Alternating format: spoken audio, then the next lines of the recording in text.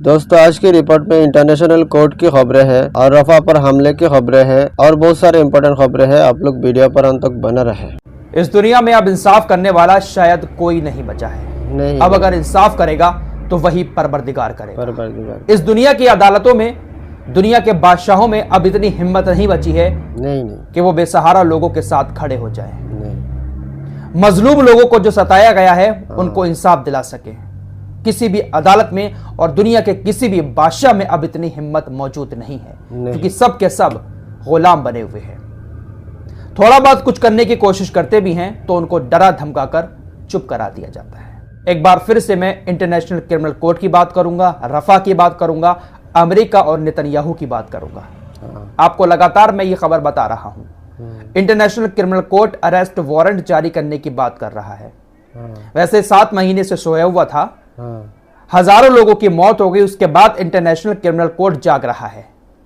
यह भी सिर्फ दिखावा है, क्योंकि बहुत ज्यादा प्रेशर जब पड़ा है कुछ और देशों का इंटरनेशनल क्रिमिनल कोर्ट पर, तब थोड़ा सा दिखावे के तौर पर यह बात कही है कि हम अरेस्ट वारंट जारी कर रहे हैं। लेकिन दोस्तों, अमेरिका ने इंटरनेशनल क्रिमिनल कोर्ट को ऐसी धमकियां दी हैं कि मुझे नहीं लगता है कि international criminal court arrest warrant जारी कर पाए।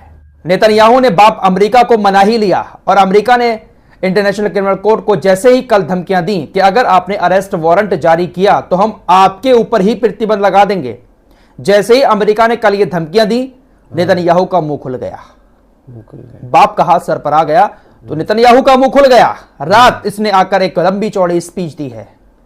इसने एक बार फिर से वही रोना शुरू कर दिया कि ये इंटरनेशनल क्रिमिनल कोर्ट जो है ये तो यहूदी विरोधी है और यहूदी विरोधी भावना से ही ये हमारे ऊपर कार्रवाई कर रहा है।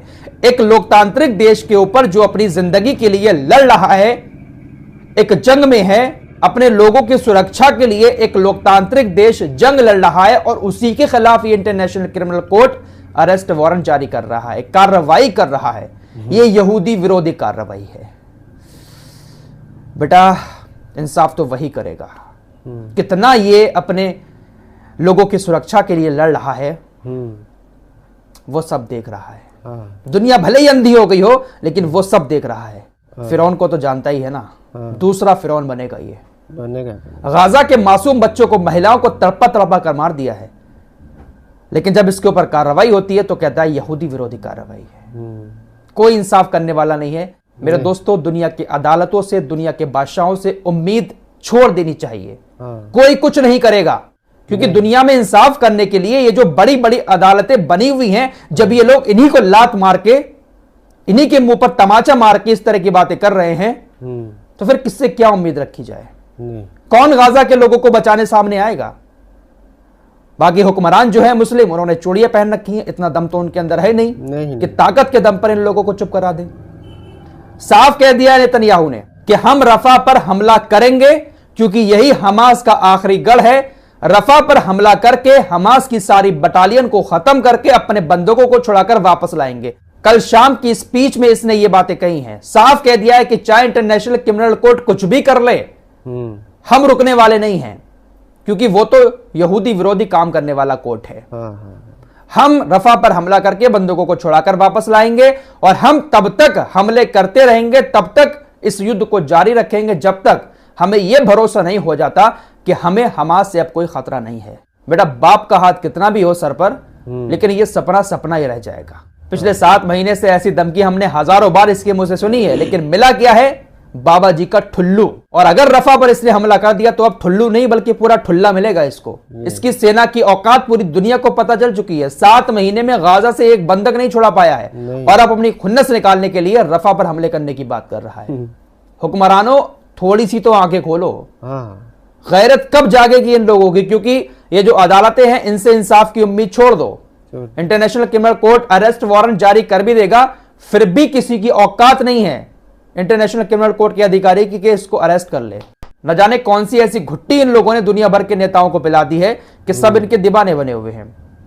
अमेरिका के अंदर बड़े लेवल पर प्रदर्शन हो रहे हैं यूनिवर्सिटीज में। लगातार आपको यह खबर भी दे रहा हूं, अमेरिका की यूनिवर्सिटीज के बच्चों ने अपने प्रदर्शनों को और तेज कर दिया है। खुलकर अब वो फिलिस्तीन के सपोर्ट में आ गए हैं और ऐसा लग रहा है कि अब वो लोग मानने वाले नहीं हैं, क्योंकि बात बहुत ज्यादा बढ़ चुकी है। अमेरिका की पुलिस ने बहुत सारे बच्चों की पिटाई की है, टॉर्चर किया है।